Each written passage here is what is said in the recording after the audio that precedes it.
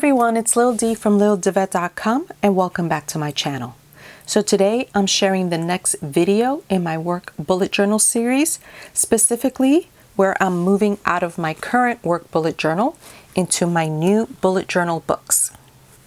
Here I have my Brainstorm journal, which is where I've been taking notes after I analyzed how I use the pages in my old journal so I can map out the pages and layouts and how I'm going to set them up in my new bullet journal books. So if you'd like to learn more, please keep watching. So if this is the first video you're watching from my work bullet journal series, I'll catch you up real quick. In part 1, I introduced you to my work bullet journal and I did a functional plan with me, sharing the layouts that I use to manage my workload on a daily basis. And then in part 2 was a yearly update showing you how far I've come, some of the changes that I made, and also how I had analyzed how I used my journal in order to figure out how I was going to transition into my next bullet journal. So that's what we're doing here today. This is my current bullet journal. I keep it in a Lahit A5 size cover. This is a Mikel Ryu 600-page journal, and I've pretty much used the majority of the pages in this book. I have literally this many pages left. So I've numbered them. Let's see, this is page 531, 549, so roughly about 10 pages left. So that's why I'm starting to do this now. What I've decided after reviewing how I used my work bullet journal last year, I had shared in part 2 how I used the pages based on how I logged everything into the index, and then I made a list of my top 10 work layouts that I wanted to make sure I transitioned into the new book. So that's why I have this here. So what I've decided to transition to is into this Leuchtturm 1917 grid journal. And then I just wanted to show that these are the Moleskine Cahiers notebooks. These are lined, which I'm planning to use for meeting notes. And they usually come in a 3-pack. So it's not that I'm going to put 3 of these into my work bullet journal. I'm actually only going to put 1. The reason I decided to split it out this way is that in my original work bullet journal, I take a lot of meeting minutes because I manage multiple projects, and I decided that, I really don't refer to older meeting notes as frequently as I thought I would. So it was just better to keep all my yearly, monthly, and weekly pages in one book, and then use these notebooks in order to log meeting minutes, which I can, once I fill them up, just pretty much swap it out and put in a fresh book. And that will also help to cut down on the thickness of this book because, as I said before, this is a 600-page book. And while it's great that I have everything in one place, it did get a little bit heavy. And like I said, I didn't really refer back to a lot of the pages as often as I thought I would. So I'm carrying around all this excess unnecessarily. So that's where we are. So I'm going to put this off to the side for a second, and I'm going to start off with my Leuchtturm, and this is a brand new book, hence why it still has this cover on it. So I'm going to take that out. And what I determined is that based on my usage last year, I like to do a year on 2-page, a month on 2-page, and then my weekly layouts have been averaging to be a spread across 3 to 4 pages. Plus, I also do monthly index logs, and I'll explain what that is in just a second. So when I added up those quantity of pages, it came out to about, for a whole year, 244 pages. This notebook has 249 pages. So this is going to be just about right. So this is a brand new spanking fresh book, which is always nice. With the Leuchtturm, the great thing is that it already comes with an index. And let's see, I have 3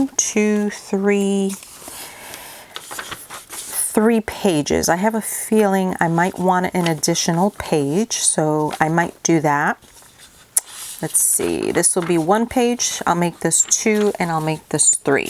So I'm actually going to start tagging pages starting on page 3. The other nice thing about the Lloydstrom books, but on the bottom corner, the pages are numbered from 1 all the way to 249. So that's really convenient. So to start, what I'm going to do is I'm going to show you my process, and I'm going to skip around a lot. Now, this book, as I said, is going to house my yearly overviews, my monthly overviews, my weekly overviews, and my monthly index logs. So the first thing I'm going to do, according to my game plan, is I'm going to have a year on 2 pages. So I'm going to take a yellow sticky, and I'm going to say these 2 facing pages are going to be a year on 2 pages. And if you'd like to know what that looks like, I had started to do this in my old bullet journal, but I'm running out of room. Basically, it's going to be 6 months on 1 page, 6 months on the other one. Next, I'm going to use the facing pages for the next 12 months. So starting in April, and I'm going to tag the rest of these until April of next year. And I'll fast forward through this part.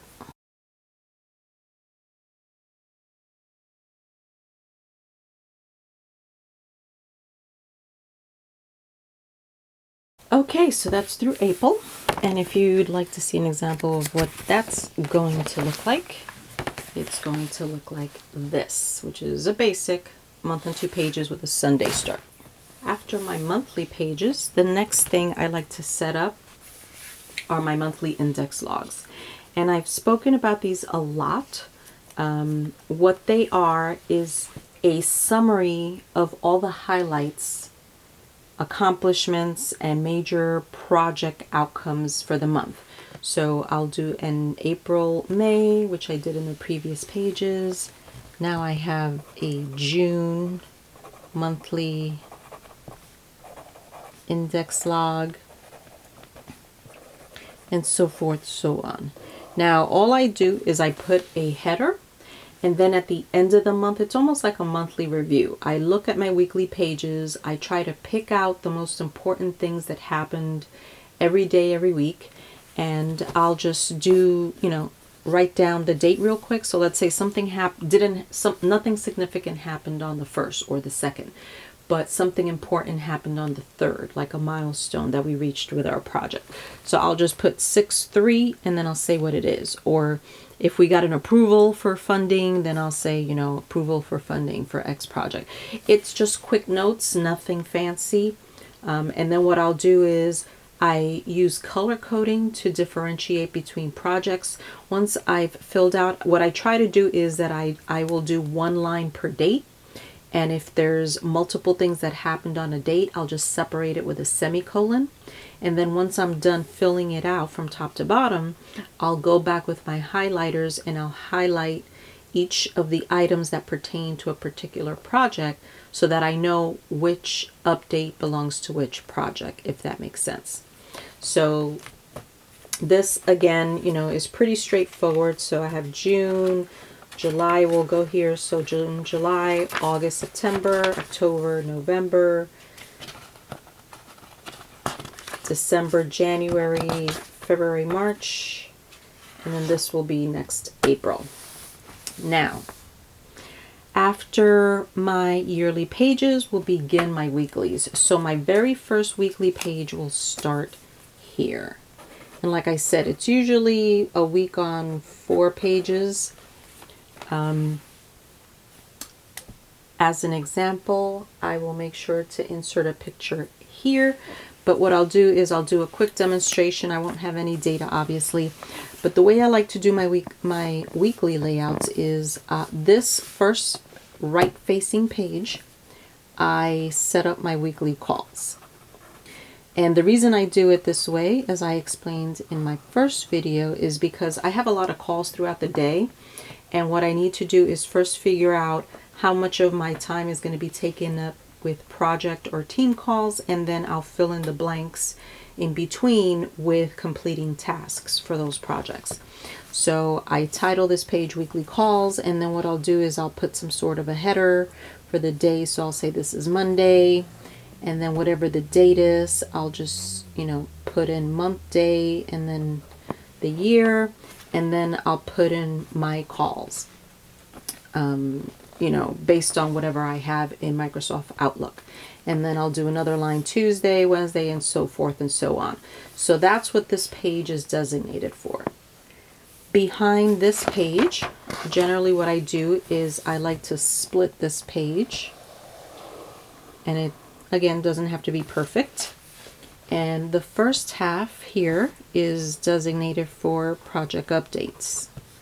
And because I manage multiple projects, what I'll do is I'll write down the project name and then what happened last week. And then the next project, what happened last week. The next project, what happened next week. And what this enables me to do is I usually have to provide updates to my project manager, to my stakeholders and leadership. So before I used to have to dig for this information, and just having it in this column makes it easy to refer to, so that if I get a phone call, I can just give them that information. In this next column, this is designated for weekly tasks. And again, what I like to do is I'll just put in my project code. I'll give them abbreviations. So, project A, and I'll put in all the tasks. Project B, and I'll put in all of those tasks. So that's how I use this page. And then this becomes my very first daily section. So I'll put, it's Monday, and whatever the date is, and I'll box that in. And then I'll start putting down whatever the tasks are for the day. I have a very simple key. Anything that's a box is something that has to be done. If something happens throughout the day and I have to jot down that information, I use basically a filled in bullet, a circle. That means that it's just a note. And then sometimes I'll get an email and I have to remember that I have to do a follow-up item. So I'll make a note of, what I need to do. And then in parentheses, I'll put down the date. So that's just a quick and dirty, basically explanation of how my weekly layout works for me. If you check out my first video with the functional plan with me, I explain a little bit more. And in part 2, I really go into depth. So if you'd like to learn more specifically about my layouts, I would say just look at those videos. So this basically should take me through the whole year based on my calculations. So this bullet journal is set up. So I'm going to put this to the side. And then, as I said, I was planning to use this for kind of fluid information. So I'm going to use this for meeting minutes and also for the work layouts that I mentioned. Now, I had some folks, part 2 of my video of my work bullet journal, I had to film slightly blurred in order to protect company information. So I was not able to show a clear picture, but you can see just enough to get a sense of what those layouts look like. But I still had some questions on what they look like. So I'm going to try to give you kind of a sense of that now. So first and foremost, in a bullet journal, we always need an index. I keep mine really, really simple. I just put a line down the side so that I can keep track of the page numbers here, and then, whatever those pages contain. And I'll use the front and the back. I'm thinking that for this smaller booklet, that 2 should be sufficient. So I'll just set aside 2 front and back pages. Okay. And here we go. Now we're going to talk about the top 10 layouts that I said I wanted to make sure to bring over. So monthly index logs, I've already covered. That's in my dated bullet journal. Goals and accomplishments. So for my goals and accomplishments, this is important to keep track of, I think, in any company. Most folks have to go through performance reviews every year. And when you're a supervisor, you can't always count on your supervisor remembering every wonderful thing that you did throughout the year. So, it's really important that you keep track of it for yourself so that way you can toot your own horn. So I like to keep a page whenever something significant happens, or let's say there was a particular project challenge that I encountered, that I did something and you know, I did a really good job on it. I'll just jot down a quick note, you know, and I'll just basically write down a date of when it happened and then, you know, what happened. So again, you know, these are really simplistic. I know some of the layouts I mentioned may have sound complicated, but it's actually really simple. All it is I'm designating a specific page to capture this information so that I can come back to it at a later date and reference it. So that's it, you know, just a page that I have to remember that throughout the year, when I meet a milestone, when I meet a goal, if I, you know, complete all my training, you know, I want to make sure that I highlight all those accomplishments here. And also what my goals are. You know, I want to, you know, complete project X by this date and project Y by another date. You know, whatever it is, just write it down here, however it makes sense to you. Another thing I like to keep track of is yearly training. In my job, I have to complete X amount of hours of training. So all I do is I keep a running log. And again, very simply, I just draw a line down the middle and I'll write the date that I took the training and what that training was. That's it. Basically, again, I have to report this on a yearly basis, so I just want to make sure that I don't forget. Next, pending lists. This is a key list for me. Okay, pending list. What this means is that there is something that I am waiting on from someone else. Usually these are the things that fall through the cracks. You know, when you have a task and you know you need to do it, you jot it down on your list and you check it off. But when you send something to someone and you're waiting for a response or you're waiting on something, those are the things that if you don't write it down, you may forget. So what I like to do is this one I'll divide into 3, and I'll tell you why I do that.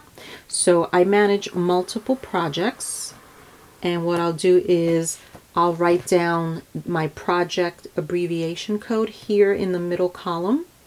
I'll write down the item that I'm waiting on, and then when it comes in, I'll check it off, and I might even put down the date.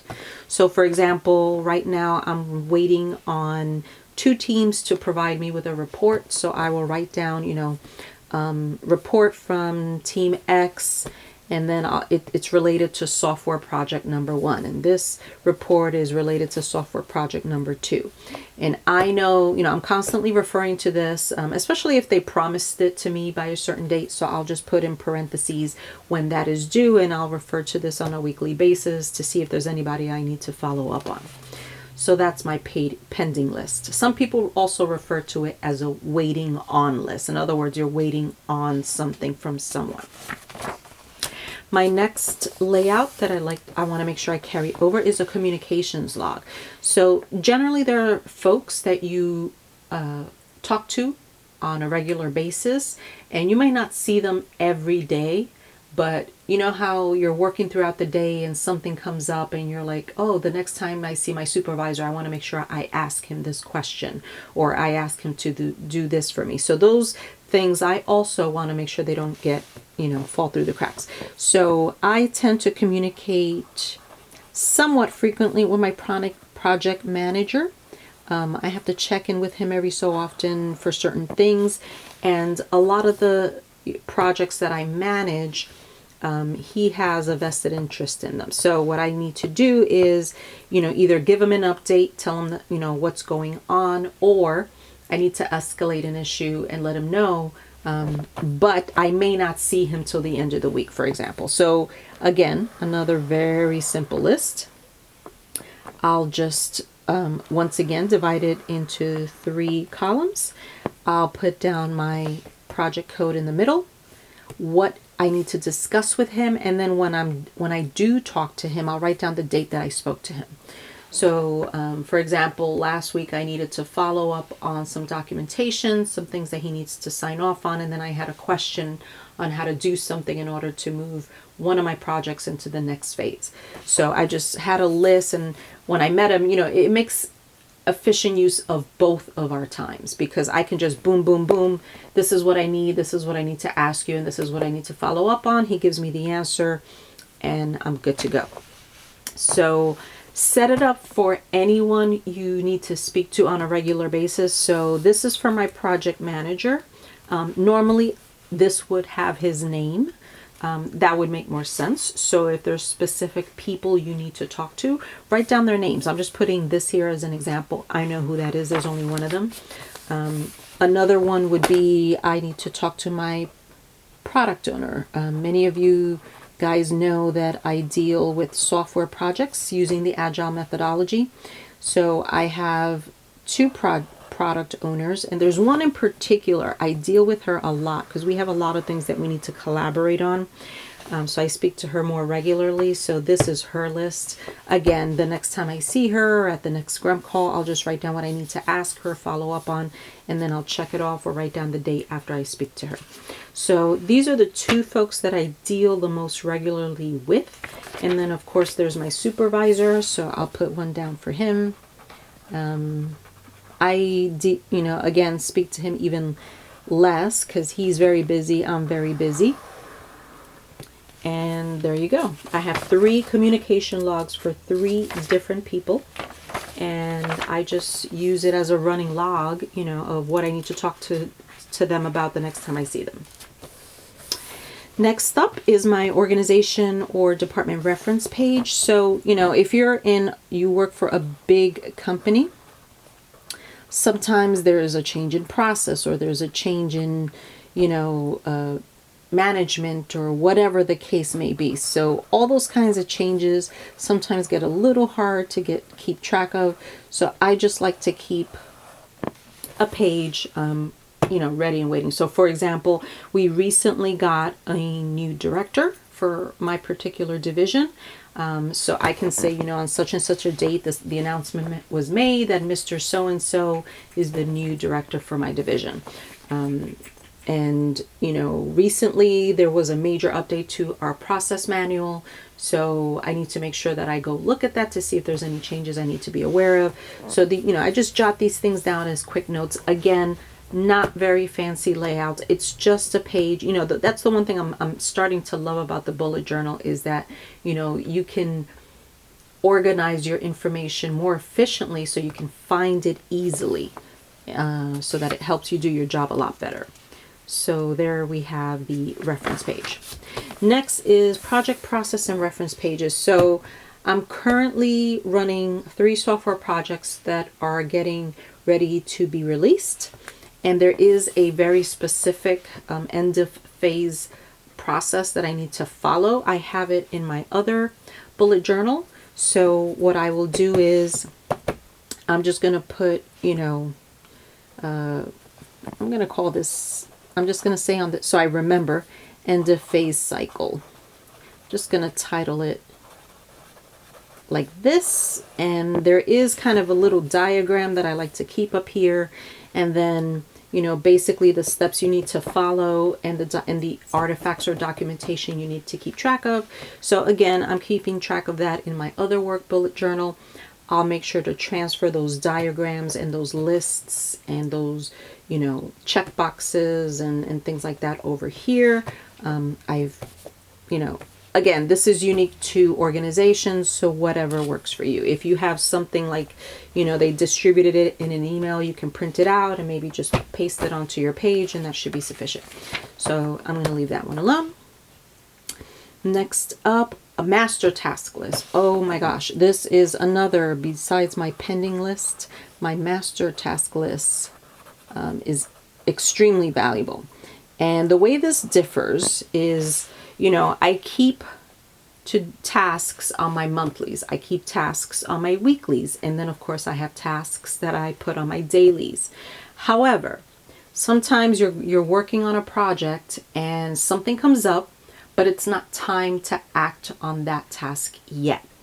Let's say that you're undergoing development and this is a task you have to perform after development has completed. So it's really something that needs to happen in the future. So again, I use my traditional 3-column format. And what I do is I write down whatever the task is. I put down my project code, and then, I'll include in parentheses my future date. I have this list in my current bullet journal. Again, there were a lot of things that, folks kept saying, oh, make sure you do this when you get to this part of the phase, and make sure you do that, and don't forget this document. So these are all the things I had to jot down somewhere. I didn't want to put it on Post-its or scrap pieces of paper. So I just decided to create a master task list, and I jotted it down. That way, at least I have it captured and I can forget about it. And I just look at it every week and every month to see if the time has come to act upon those tasks. Okay, almost done here. Major project decisions. Oh, this is a good one. So if you're dealing with long-term projects, some of my projects ran 2 years, and I can't spell decisions. Throughout the course of the project, sometimes, when you start the project, this is the plan. And then as the project progresses, things change, decisions are made. Maybe there is a particular major decision that changed the course of the project. Like, you were heading in this direction, and then, they got a new director and he said, nope, we're going to go this way. So you have to turn the ship. So those are the things that get lost. Those main decisions that change the course of a project or impacted the project significantly, you want to make sure that you capture those in case it comes up, in case you get a new team member, new management, or someone questions it and says, why are you guys doing it this way? I thought the whole point was to do it this other way, and to combat selective amnesia, it's nice to jot those things down. I've had that happen with one of my projects, was notorious for it. And to this day, I need to continue reiterating when those key decisions were made and why we ended up where we are now. So yeah, this has become a key layout for me. And if you manage multiple projects, you'll find this particularly invaluable. If some of those decisions came across and they're documented in meeting minutes or in emails, I would also suggest, writing down that particular artifact that contains that decision, where they documented it and the date of it and where you can find it. Again, just in case you need to refer to it in the future.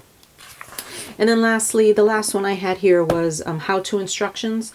So, sometimes you need to, set up a rule in Outlook, to do something specific, or how to configure your voicemail. Those things that you do seldom, but, there's certain instructions in order to get it done.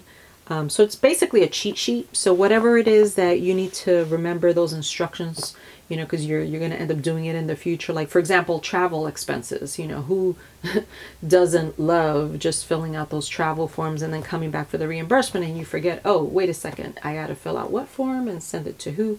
So whatever that takes, you may want to have a page dedicated to that. So currently I have some things in my old book. I got to figure out which ones I want to carry over. So I'm not going to set up a page for that. But that was the last of my work layouts. So, that's pretty much it. Like I said, I try to keep things simple. I'm too busy, to worry about making things pretty and how a layout needs to look. So as you can see here, I have a simple index. Most of my layouts are just titles across the top. I know what each thing is for. And then, wherever I need to designate things according to project, I might have additional columns, additional codes or whatever, but overall it's really simplistic.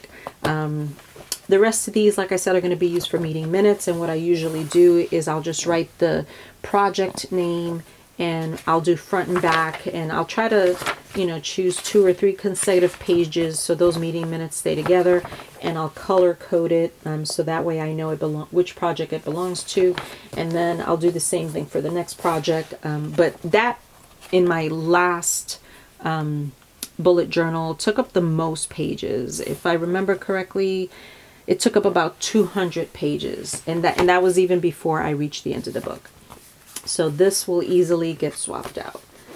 So here we have my new work bullet journal setup. This book will house my yearly, monthly, weekly, and daily layouts, as well as my monthly index logs. And these books, like I said, they come in a 3-pack, will house my meeting minutes primarily, and then a few specialty work layouts that I use to keep track of certain information. So between these two, just to show you, because in this book I have a really thick journal. My vision was to have a thinner setup, so I'm going to slide in the Lloydstrom on this side, and then I'm planning to slide the Moleskines. Now the Cahiers are just slightly smaller than a standard A5 size, but there you go. I mean, it's a lot thinner. As you can see, that's a much thinner and smaller profile.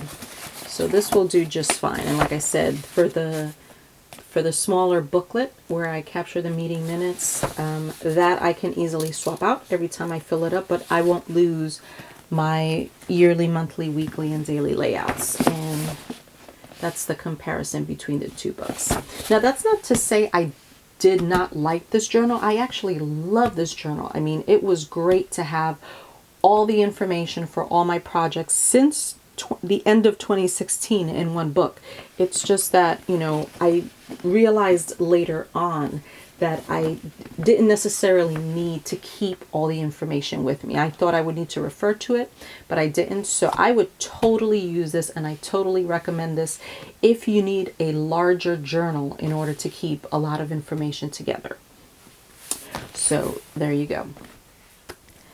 So I hope you found this video helpful. If so, please give it a thumbs up. And if you have any other questions or topic requests, just leave them in the comments below. Don't forget to subscribe to my channel, as well as check out my blog at littledevette.com for more information. Thanks again for watching. Until next time, bye.